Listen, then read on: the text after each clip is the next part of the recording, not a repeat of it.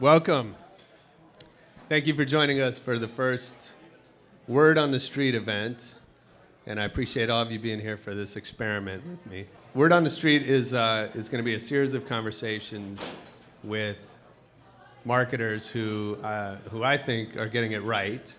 For those of you in marketing, I think you'll agree there's no shortage of advice and how-tos and really just a lot of noise about what's happening in marketing, and most of it is either, sorry, just waiting for the door. Most of it, frankly, is a lot of bullshit. And so, I see this as a way to kind of cut through some of that and talk to people who are on the front lines of actually building brands and who know what works and what doesn't, and we can dig into that. And so I'm excited to have Jonathan Anastas here as our first guest.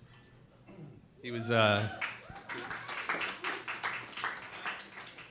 he's very generous in agreeing to be my guinea pig. And I think in some ways he's the perfect guy for this. If you read his bio on any of the invitations, you'll know that he's the VP of Global Marketing for Activision, which is one of the world's most successful entertainment companies, specifically with the Call of Duty title, which I think may be the single most successful entertainment property at this time. And of course, Activision goes way beyond that as well. But in addition to that, Jonathan's got some great experience on the agency side for many years as a leader in digital marketing and social media before he moved to the client side. And then for me, perhaps the most interesting is that before he got into advertising, Jonathan is one of the founders of Boston's hardcore punk scene with a couple bands, DYS and Slapshot.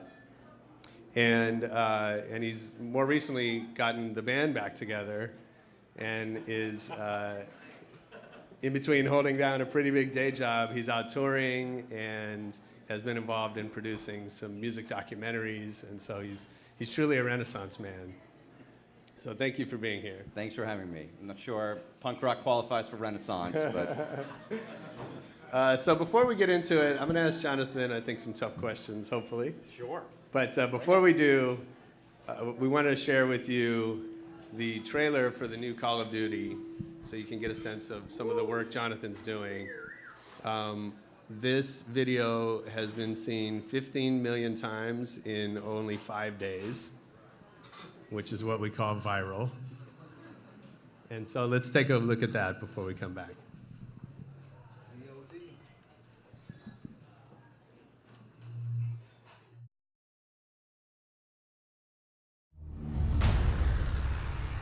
Democracy? Democracy. Democracy is not what these people need. Hell, it's not even what they want.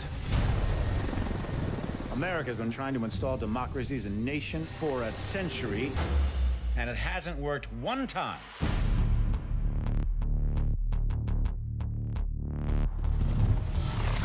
These countries don't have the most basic building blocks to support a democracy. Little things like we ought to be tolerant of those who disagree with us.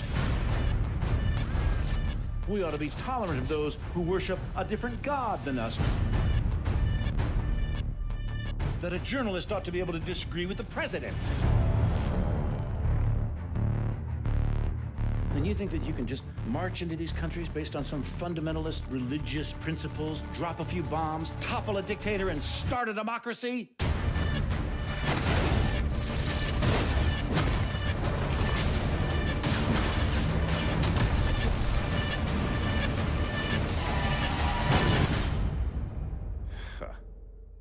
Give me a break. People don't want freedom. They want boundaries, rules, protection from invaders and from themselves. People need a leader who can give them both the support and the constraints to keep chaos at bay.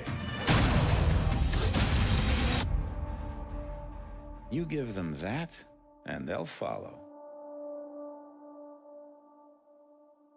And that's where I come in.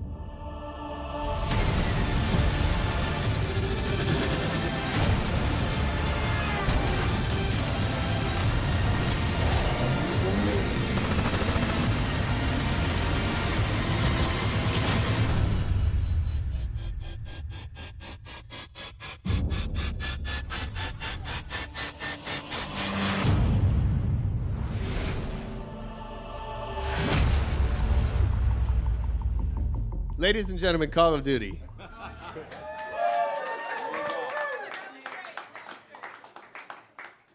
All right. So let's start off easy and just tell us about your role at Activision and what you do. Sure. At Activision, I run basically all things related to digital marketing globally. And as with most people in the marketing business, it's becoming a bigger and bigger percentage of our spend every year and a bigger part of how we engage with our customers. So, and because I gave away a little bit about your background, give us the quick sort of how'd you get into marketing and how'd you end up in this job? Sure. So I started my career a very long time ago at a traditional ad agency in Boston called Mullen, which was based in a mansion on like this 50-acre estate in the suburbs. And it was a little bit like if Jay Gatsby was the CEO, in a good way. And from there, I've had a number of jobs in New York and Los Angeles. I was the first person running digital at Saatchi and Saatchi on the West Coast, and somehow ended up on the client side. And why gaming? I think gaming is probably, like, I've always been interested in brands and categories that are pop culture dependent, of which marketing can make a big difference, right? There's sort of like low engagement categories like soap, of which marketing doesn't do a great deal. And there's high engagement categories where marketing makes the biggest difference in the world. And I think gaming is probably one of the biggest cultural forces going on in the world right now. And so it's a really interesting place to be at the intersection of technology and entertainment and the internet and packaged goods. So with that in mind, is there an approach or a philosophy that Activision has or that you bring to the job in terms of just how they look at marketing in general? Sure. I mean, I think our biggest overarching philosophy, and really my overarching philosophy, is so marketing used to be a funnel, right? You used to start with, awareness, interest, consideration, purchase. We're really looking in a world where the marketing economy looks like an hourglass, where the stuff at the very top of the funnel means more than ever before because we're in an attention deficit society. So sort of getting people to stop what they're doing and notice you is more important than ever. And then at the very bottom, sort of turning engagement into purchase actions is super important. So for us, we're investing more and more money at the very top, really becoming part of the pop culture conversation, and at the very bottom in terms of like engagement with the consumer, one-on-one communications, and it's the stuff at the middle that's becoming less and less important. Sure. So, by the way, I want to say, if anyone has questions, too bad. No, seriously, speak up and jump in if you have questions. Yeah. We have some time at the end that I'll call on people if you don't ask. But if you think of something you want to say, just do that. So talk about the top of the funnel. I believe that attention deficit is a great way to phrase what's going on in society today. And I think that when we think about competition, like a lot of the rules are out the window because ultimately you're competing with everything, Yes. right? And for consumer attention. And so, what are you doing, and what's working and what's not working that you can talk about? At the top of the funnel, we basically throw everything at trying to get that attention point, right? And to us, it's a combination of like unskippable media. We're big believers with our target audience of like young men of sports because it's sort of undVRable and it's one of the few things that remains a tune-in event that you can't necessarily watch, 7 days later on your DVR. And so we'll take something like sports and then we'll lever on top of that the highest production values possible, right? And celebrity and music and sort of become this thing that you hope in the first 24, 36 hours, 7 days becomes the talked about piece. Like, it's a shame that the sound didn't work, but that trailer that we just released on late Thursday night, Friday morning, by Friday was literally the #1 thing on the YouTube homepage, right? Because it was like this combination of Kevin Spacey plus a game that sold, millions of copies. It sort of just becomes irrefutable. And so our idea is to make that like, you can't go anywhere without running into it. You buy the masthead at YouTube, you end up in all the editorial top spots. You're in the NBA playoff game. You just have to figure out ways to bust in. And also for us, scale is a competitive advantage. Like, we have competitors who can't afford to do those things. So to the degree that you can use your clout, you should use your clout in the way that your competitors can't. Mm-hmm. What about stuff that hasn't worked? Kind of lessons learned along the way. I can't think of an immediate lesson, except for, again, we're sort of scaling back all those things that aren't like as humanly big as possible, or sort of as one-to-one as possible. Mm-hmm. Not that we haven't made mistakes, it's just, one's sure. not jumping out. All right. We'll come back to that. Yeah. I'm really curious, like, as a small company that doesn't have scale, are there things that you see little competitors or other companies doing that don't have that scale that are successful? Yeah, absolutely. I mean, I think... Can you repeat it? Sure. The question was, if you're a smaller company and you don't have scale, what can you do? And I think there's sort of two answers to that. The first thing you can do is, a great creative idea isn't necessarily expensive. And so if you have a great creative idea, it can gain virality. It may not gain virality to the same scale or as quickly. And the other thing you can do is sort of try to get to a subset of an audience, right? Like, reaching 100 million people is expensive. If you could say, here are the 1 million most important people, or the 100,000 most important people, that's less expensive. So if I can't own everybody, I want to own somebody. And I think those are two things that you can do if you have less money. Yeah, I think that's a good point. And obviously we're talking about Call of Duty, but Activision has a lot of other titles which don't have that scale. What I think is interesting about gaming is that it's very, it's not one market, right? There are all different subgenres of gaming, and so the approach for Skylanders might be very different than for Call of Duty. So with that in mind, talk about sort of the role of niche markets. And I know from our experience in gaming with esports, for example, which, if you're not familiar, is this like hyper engaged, super competitive, guys that just game all day and all night long. So how important is it, first of all, to go into all of these individual niches as opposed to mass, and how do you think about how you place resources against each of those? Well, I mean, you're sort of asking a question about the genres we play in at the same time that you're sort of asking about marketing. We made a decision like 4 years ago. Our product development strategy is very similar to our marketing strategy. Like 3 years ago, we doubled down on the blockbuster. Long before that blockbuster book that's out, for those of you who haven't read it, it's, I think, the youngest tenured professor from the Harvard Business School, and she argues that the long tail was wrong, that the internet economy has actually made the head of the beast bigger, that hits are bigger than ever and more money comes from hits. Probably 3 years before that book came out, we doubled down on that. So we stopped making games in the middle. And we only make games that we think have $1 billion or more opportunity. Or we go very, very niche, where you can talk to small audiences and make the product for limited amounts of money, or to your earlier point, market the products for limited amounts of money and try to be profitable there. From a marketing perspective, when you talk about the sort of niche in the center, I spend a lot of time in the car business that's not unlike the car business, where you have a whole bunch of enthusiasts that inform everybody else, right? Everybody's got the person in the neighborhood that they go to and say, what car should I buy?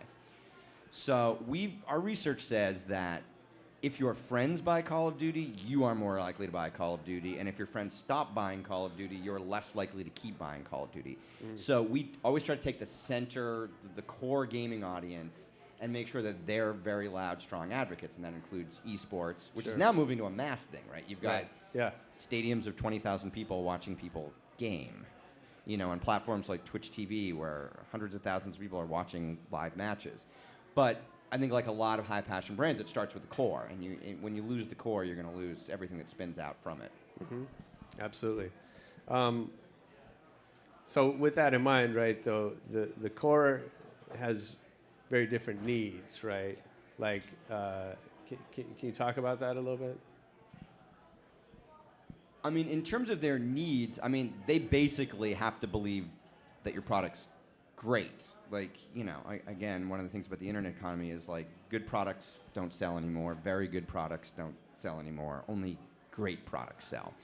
So you have to convince the core that it's great, and then they'll advocate for you, and you can't fake it. They're sort of unfakeable. Mm-hmm. So we have to give them access. So we probably have a list of 300 influencers who have the kind of access that only the professional press had just a few years ago. You know, we've got these core influencer guys, YouTube guys, that are in our studios like the trade press used to be, or like the mass press used to be, and they get to leave with hard drives with terabytes worth of game footage on it. Wow. And they go create content, and they add their editorial on top of it. Yeah. And if they don't believe in it, we're not going to sell. Yeah. Please. So I'm curious to that point. How much influence does marketing have on product development?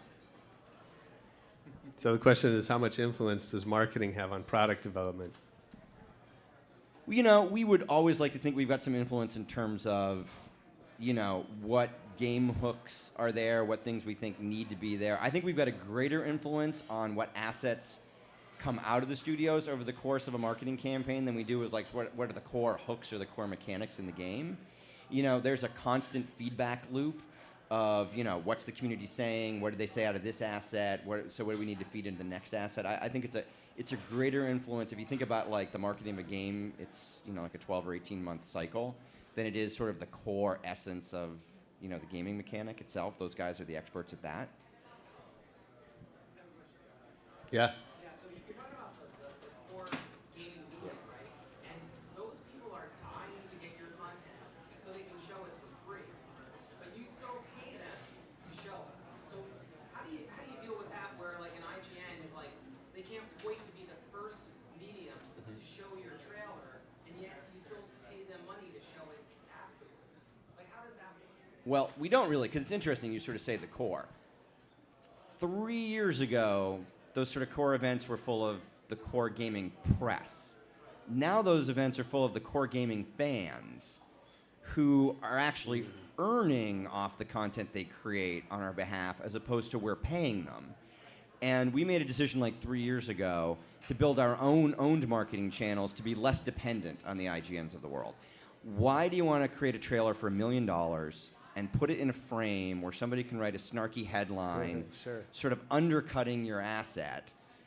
And so our goal was to make our channels bigger and more powerful than those channels.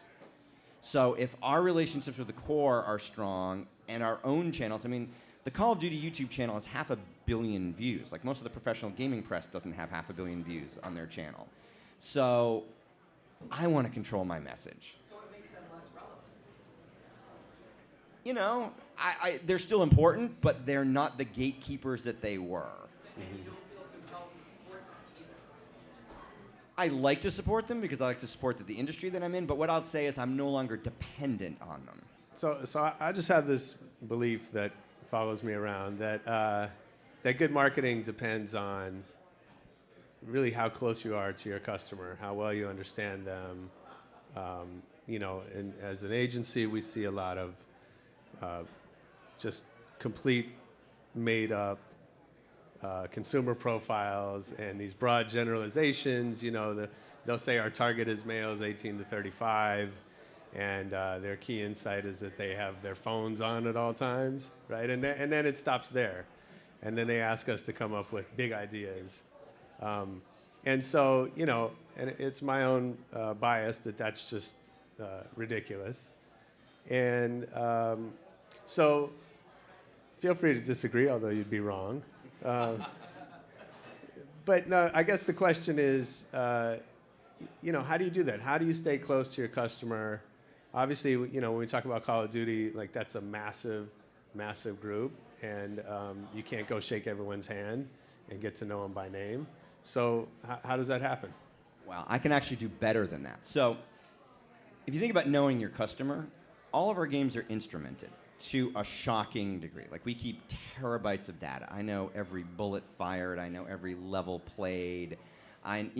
There's this huge amount of in-game data that informs everything that we do.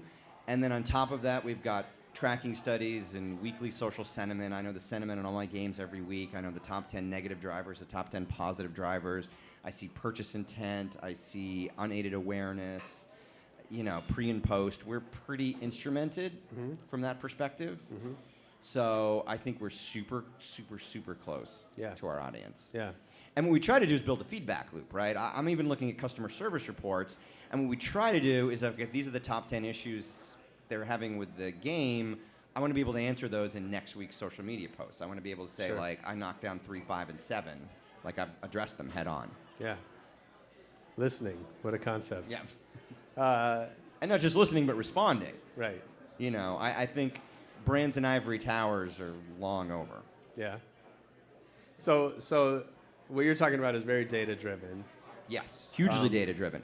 And in fact, increasingly, our data is feeding one-to-one media messages. Like, we're buying programmatic for those people that don't know what it is. Like, I'm in essence buying empty inventory across the internet, and then I'm serving in very specific messages based on not just a cohort or a target, but like you. I know what you did in the game last night, and you're very naughty. Is that scary? And I'm going to serve a message to you. Yeah. I'm going to say, great kill streak last night. You could have gone even longer if you bought this gun. Yeah. And you can have it right now for $2.99. Wow. So is that scary to folks, or is that exciting? Both? Yeah. Yeah, you had a question? Yeah, so you shared about programmatic, and I think those things work really well online. As things are shifting to mobile and even more consumption on social, where do you see the most important channels on social, particularly to reach your target audience? And where do you see the content actually developing? Where does that kind of move forward for your brand? So the question is what are the most important social channels, and how is content continuing to develop and evolve as we move to mobile?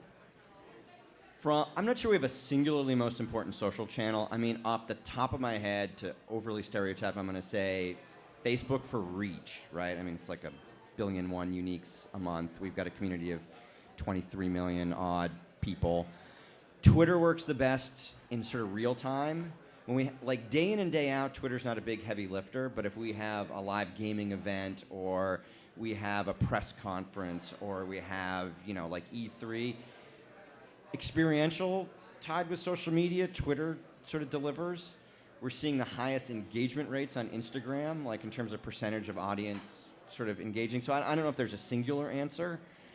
And all that programmatic stuff is coming to mobile. Like, Facebook has extended their sort of data-driven products into mobile. Mobile ad networks like Millennial are doing the same thing. So we're starting to serve that data. And with mobile, you can throw location on top of it, which you can't with the other stuff. I would say for content, YouTube and video remains, as of now, our biggest sort of content-driving channel. We are hugely invested, again, like 500 million views worth in original content for YouTube. Great. And you had a question? Yeah, so like something like YouTube was like created in 2005. Can you hear me? Yeah, I can. So YouTube was created in 2005. Call of Duty was like 2003. Mm-hmm. So it's like, it almost sounds like you guys have been able to capitalize on a marketing strategy after a great product was built, right? And you can't deny the product. Like, Right. You can't deny the product. It's great. Doing marketing channels after that's very easy. So is it safe to say you had a great product, that's why marketing is good now? Or was it just a marketing play initially? Well, I think you have to have both. I mean, as I said earlier, I think the days of marketing your way to take a mediocre product to the top of the charts are pretty much nil, right? I mean, we live in a world where if a movie's not great, like the second day's grosses are worse than the first day's grosses because of the social media buzz. Like, you can't fake it, so you have to have a great product. Like, a great product is table stakes now.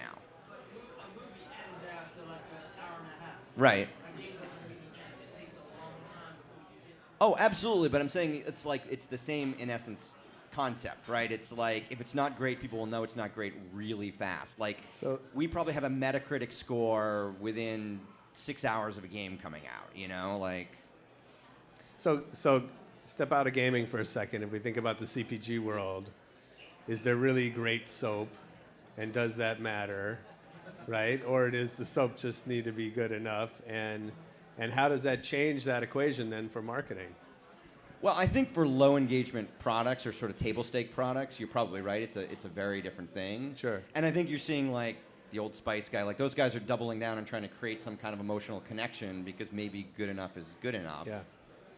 Yeah, although I know we're both car guys, right? So, you know, I sort of feel like pretty much every car made on the road today is good enough, right? Like compared to 20 years ago when it was literally going to leave you stranded, you know, if you bought the wrong car, like, you know, Hyundais and Kias are pretty good cars now. And so with that comes this sort of sea of sameness, right? And so the marketing almost becomes more important in that environment. Absolutely. Yeah.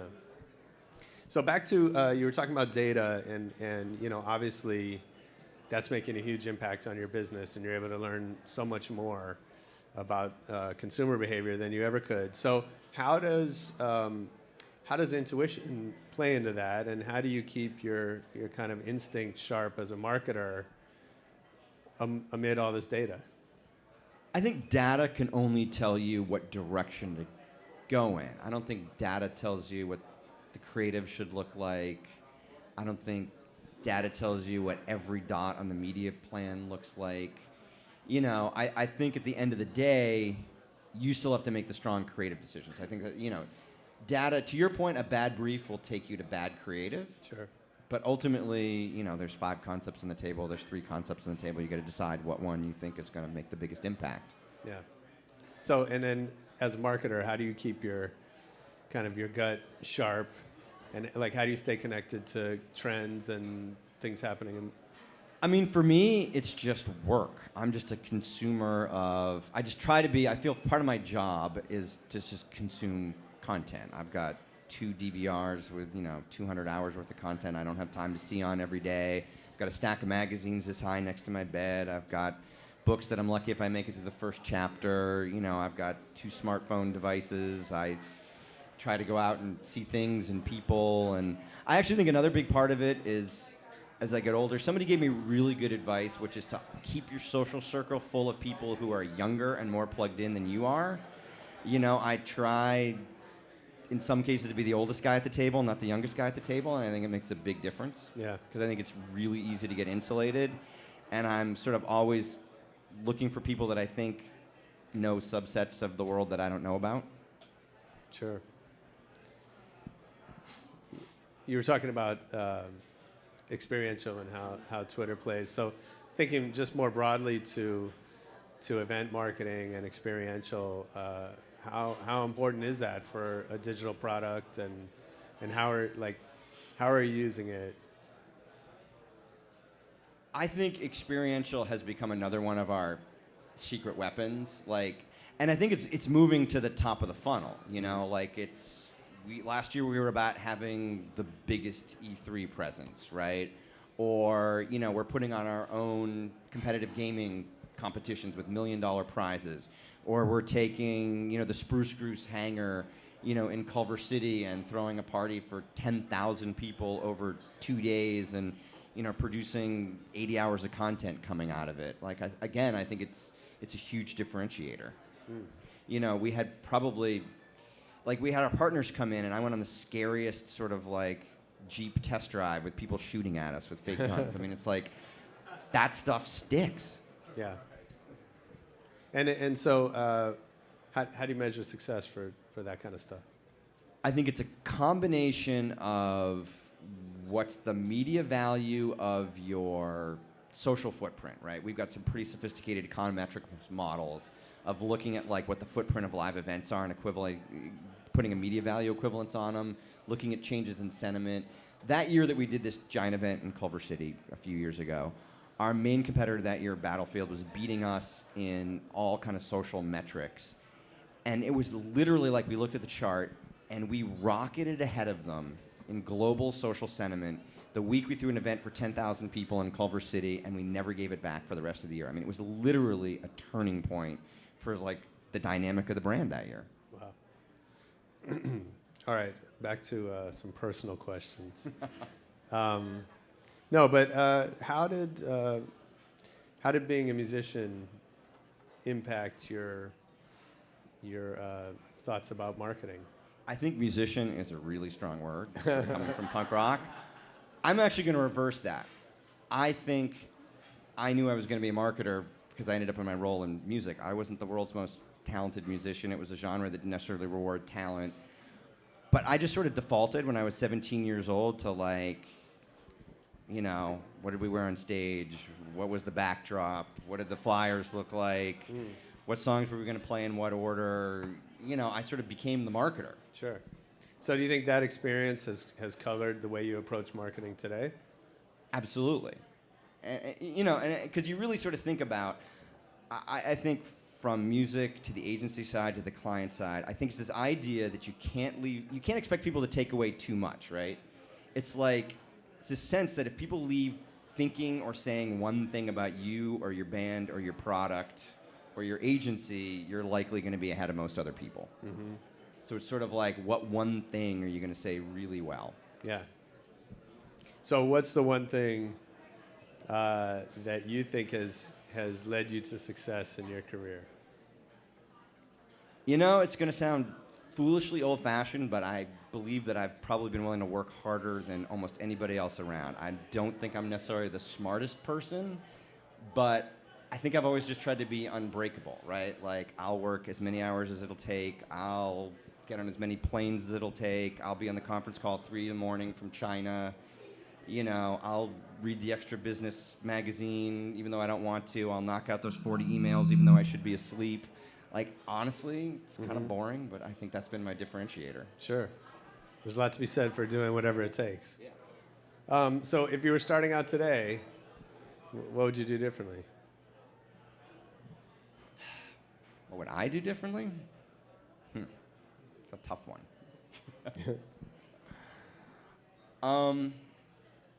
I probably would have taken more risks, honestly, like all the way across the board. I probably would have given music 2 more years more than I had. There's a long list of multi-million-dollar exits that I could have been part of and wasn't, that I sort of chose the salary over the equity. Sure. And being a New Englander, I'm really, really good at looking at something and telling you the 5 reasons why it won't work. And I could probably be better at finding like the 3 reasons that it might. Interesting. So I sort of tell people to try to look for like the reasons that it will. Because to my own detriment, I'm probably better than anybody at telling you why that won't work. I'm usually right, but sure. Times that I'm wrong have cost me a lot of money. That's an important skill to have. So, Kurt Vonnegut used to give talks at universities, and I thought those were an internet hoax. and he would always title his talks "How to Get a Job Like Mine." And then actually the truth is he would talk about whatever he wanted. It was not how to get a job like his. But tell us briefly how to get a job like yours. How to get a job like mine? That's a good question. I mean, it's interesting. If I was telling somebody to go into marketing now, I honestly wouldn't tell anybody to go into anything but digital marketing. You're still in a displacement of talent versus jobs out there. You know, I mean, it's. I would bet on the future. I mean, it's really interesting because here we are at Activision selling, you know, billions of dollars worth of games on discs. If I wrote a marketing plan and took it to the private equity and said, I want to start a games on disc company, nobody would give me a penny, right? I'd have to go and say I was starting a mobile gaming company or, you know, or an app company. So, you know, I think it's like bet on the future, not on the present, but be super well prepared, right? Have done your homework, be willing to work hard, all that stuff. Nice. Sir? Okay, I've got a question. Sure. All the campaigns that you've seen recently, I want to know which one you thought, shit, I wish I'd done that myself, and it's impressed you the most. It's out there at the moment. Damn it, that's that stumping interview question that... Did everybody hear the question? Of all the campaigns you've seen recently, which one did you wish you had done?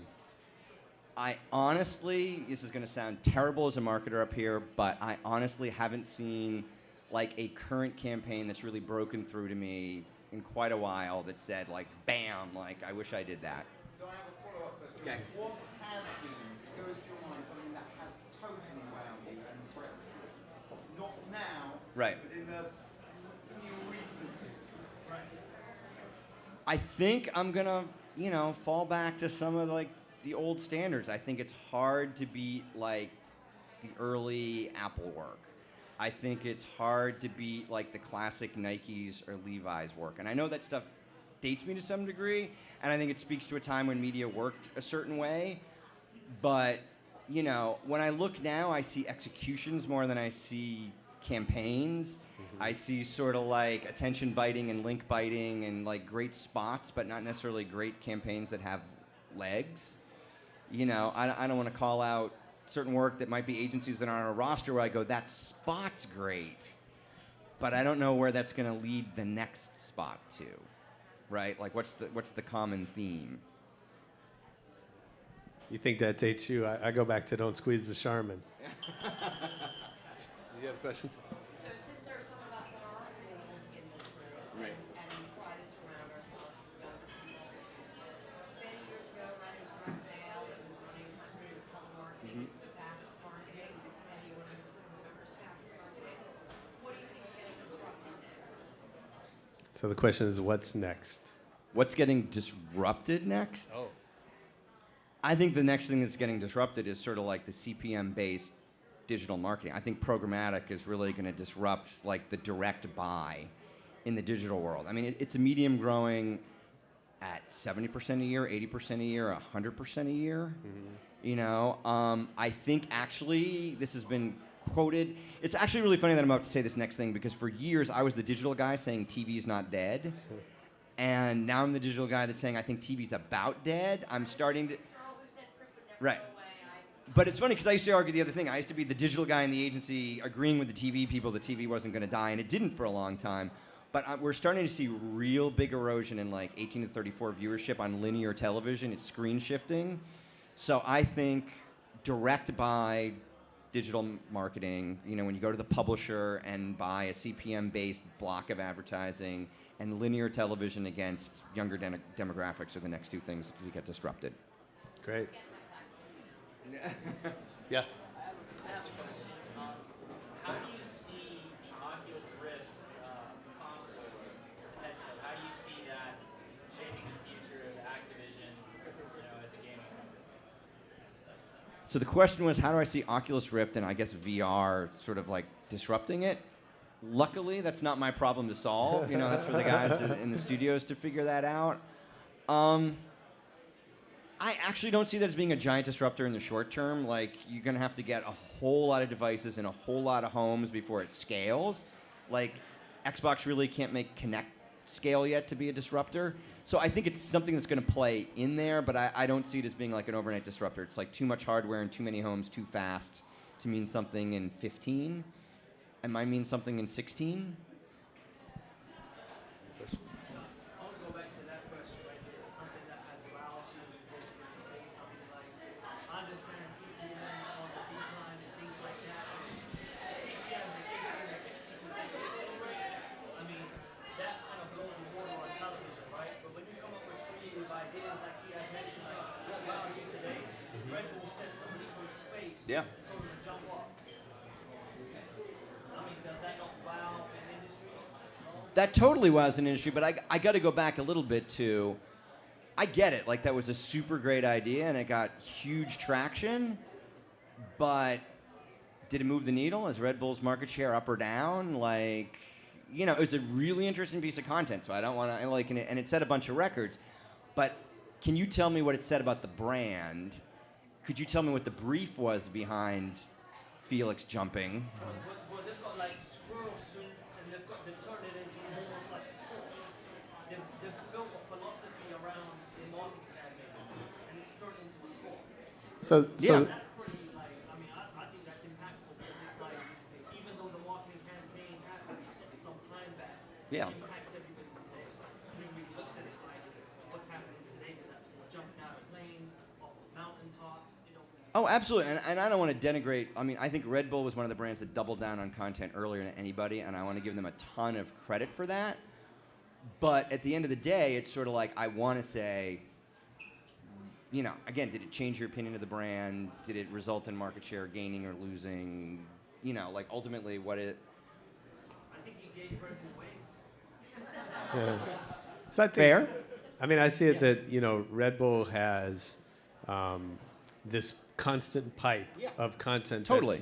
that's consistently good and interesting and relevant to its audience. And so what they've kind of done, though, by doing that is they've set the bar really high for any one thing to make an impact, right? And so whereas the Space Jump, you know, probably had a big spike in terms of impressions, right? But to your point, I don't think it really changed anyone's perspective of the brand because it's really just another thing that everyone's used to them doing, maybe just on a bigger scale. And the rumor out there, by the way, is they're wasn't really going space. from the marketer to the medium. That in fact they're out courting advertisers to advertise on that content, and they're almost becoming a content company. Absolutely, yeah. I mean, they have a magazine, they sell ads. Yeah. They're definitely building media Which properties. is intriguing, but Yeah. Sure. Except for then you have to be in the media business. right. Margins are a lot lower than sugar soda. Okay, a couple quick questions. The last great book you've read? Last great book I read.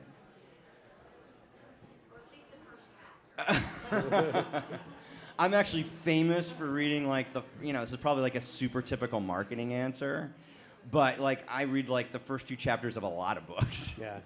Right? I'm actually obsessed with like all these like super weird vertical real estate books. Really? Like the Michael Gross book on like 740 Park Avenue, or like the one about like Los Angeles real estate. For whatever reason, I'm super obsessed with these odd vertical real estate books. Strange as that sounds. Okay, I wouldn't have guessed that. And do you have a favorite movie? Don't have a singular favorite movie. You're asking all the pop culture. Yeah, that's just, I don't know. I just wanted to see what happened with that. Oh, there's a long list on the top 5.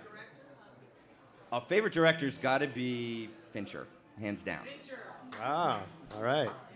Okay, any final questions? And by the way, going back to movies, I think television are the new movies, and certainly I didn't invent that, but I'm far more engrossed in my television shows right now than movies. What do you watch? And I see a lot of movies, and even not linear television, like all the same sort of premium content. I'm hooked on Mad Men. I'm, hooked on House of Cards, all that stuff. I mean, that's Nice.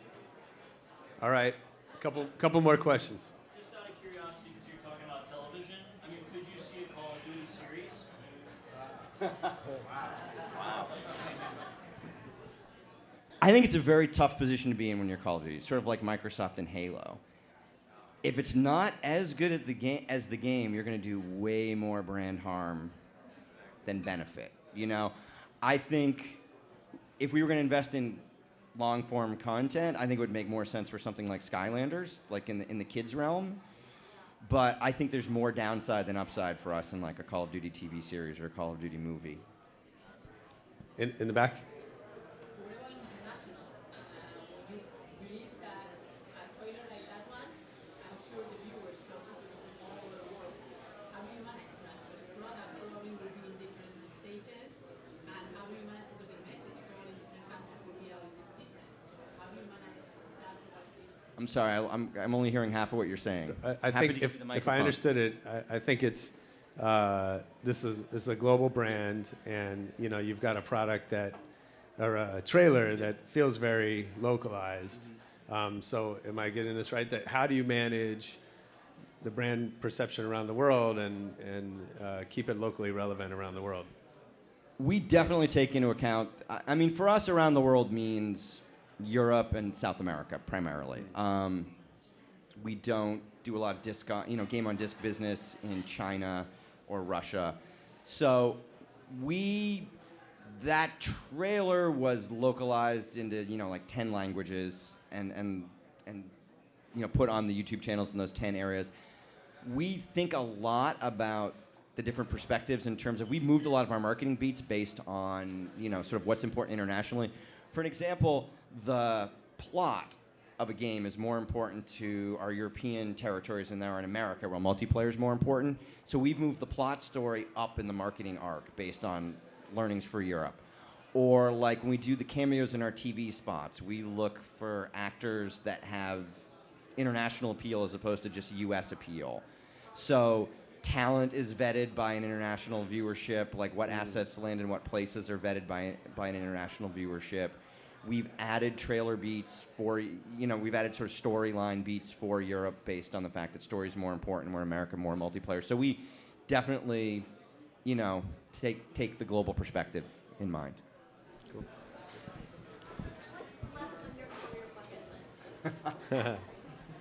What's left on my career bucket list? Running the show, like as opposed to executing somebody else's vision into marketing. It's like, what's my vision and where's the company going to go? I think that's on the bucket list. Yeah, I'd say that's probably number one. Not going to happen. I don't think it's going to happen for anybody. I'm a big believer in like taking on categories with wind at your back. Like music is not a category with wind at your back right now. That's weird. I've never heard that before. What? That music wasn't. Yeah. Yeah, you mentioned screen shifting for consumers. How do you approach cross-channel, cross-platform consumer consumption? How do you measure success across that? That's a great question. He was asking about cross-screen and cross-channel. So we're nearly at the tipping point across our titles where just under 50% of our web traffic comes from non-desktop browsers. Just under 50% of our trailer views come from off desktop. And so we've moved in this world where like we're asking our agencies to present the mobile concepts first and sort of like how these things look on mobile. Even though we're just below the 50% mark, it's about a mindset. I think the one weakness is there isn't a great sort of like cross-screen like ComScore. There's nothing that looks sort of, lets us see what's, lets us tie advertising metrics, from tablet to mobile to desktop. But we're definitely making that shift, and they're equally important, and we have said in our planning 2014 is going to be the year where it tips over 50% to non-desktop. Yeah. My question is actually what you touch upon is you've done so many great things for so many brands. Why did you not ever leave to become that running your own show, and like what prevent, I guess. He's not done yet. No, I said to this point, what prevented you from doing it to this point already? Because you've done so much and so tough. Well, thank you. I mean, it's funny because I think without this turning into a therapy session, I'm a little bit of a flinty New Englander, at heart. It's a little bit of like, it's not going to work. That'll never make it, And I think it's tough because playing at scale is super fun. Like, playing when you have the resources to do what you want to do is super fun. And there's a high in that. And part of it is really, for everybody here who kind of does it on their own in bootstraps, like, I got a lot of respect for that. That's tough. That's a tough haul. That's a super tough haul. And, I've liked to rely a little bit. I'm sure it's fun in a lot of ways, but I like to have resources at my back, All right, we're going to take two more questions. Yes, sir. This might lead into two. So you mentioned like desktop and mobile. So the game itself is on the console. So when you say desktop and mobile, is that more for like discovery? Like is it discovery? For marketing, yeah. I mean, they're mobile companion apps for all of our games. I mean, the thing is, if you talk about the games themselves, you cannot replicate the 60 frames a second, like huge processor. Basically, the next tablets will be as good as the last generation consoles, which is damn good, but it's not as good. So then with that being said, is the data that you're receiving based on mobile and desktop primarily because individuals that are looking to possibly pre-order or purchase Call of Duty will do it on a desktop versus mobile? Yeah, when I'm talking about that, I'm talking about marketing metrics. Like what we found about mobile in the game is there are like a ton of stat jockeys who are like, checking their stats like, 20 times a day, 50 times a day, 100 times a day on their phone. Or, we've enabled them to like sort of change their characters on their phone on their way home so they don't have to waste any time and dive in. But the actual game experience can't be replicated off console yet. Yeah. Okay, last one. Joycey. You said earlier that the work that you get from the agency is all about I think Josh asked the right tough question. I think clients are notorious for writing crappy briefs. I got a lot of crappy briefs in my life on the agency side. From time to time, we write a crappy brief. A great brief starts with like being honest with yourself. I think a lot of companies don't want to be honest with themselves. They don't want to have the honest conversation about like what the cracks in their business could be, or where the overarching strategy, from the board may not be correct. And if the brief's not honest, the work can't be honest. And if the work's not honest, it's not going to be effective. And I think, like anything in life, like your relationships, like your friendships, it's super hard to be that brutally honest. And I don't think a lot of companies have it in them, and I don't think a lot of agencies have it in them. They're afraid of losing the business to say, like, it's a crappy brief and it's not true. Yeah. Right? So if the client's not, if I can't be honest, and then if you can't be honest when you get the brief and tell me it's a piece of shit, Sure. the work's not going to be that good. Yeah. Yeah, absolutely. All right. Well, thank you very much. Thanks for having me. Thanks for all the questions.